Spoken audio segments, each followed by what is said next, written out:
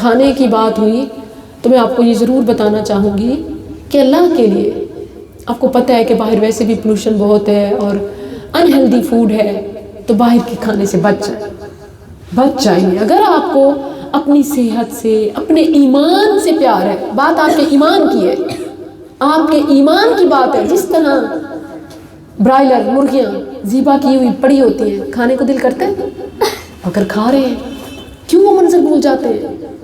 ایسا مت کیجیے، انہی کی وجہ سے گھر ٹوٹ رہے ہیں۔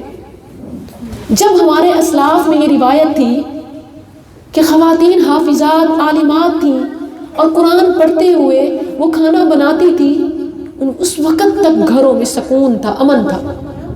جب خواتین نے اپنا شعبہ چھوڑا، باہر سے منگا لو، باہر لے جاؤ، آ رہے ہو تو لیتے آؤ، تب مرد حضرات بھی خواتین سے بیزار ہو گئے اور جو ہمارے گھر ٹوٹنے لگے۔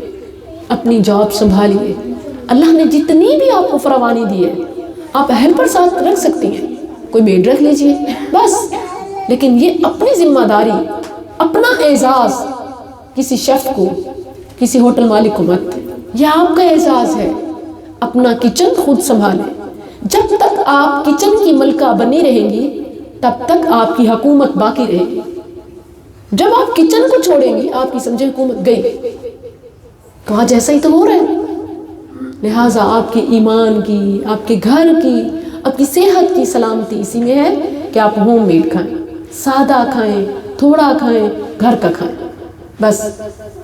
باہر کا بیماریاں ہی بیماریاں، جائز ہے، پھر اس میں آپ طیب تلاش کر کے کھائیں، لیکن وہ اپنی ترجیح نہ بنائیں، اپنی ہیبٹ نہ بنائیں، اپنی صرف سہولت کو نہ دیکھیں۔ بھوکے سو جائیں، یہ بہتر ہے گند کھا کے سونے سے، کیونکہ جو آپ کھاتے ہیں وہی نظر آتا ہے، وہی آپ کے جسم کا نہ صرف حصہ بنتا ہے بلکہ آپ کی روح کا حصہ بنتا ہے۔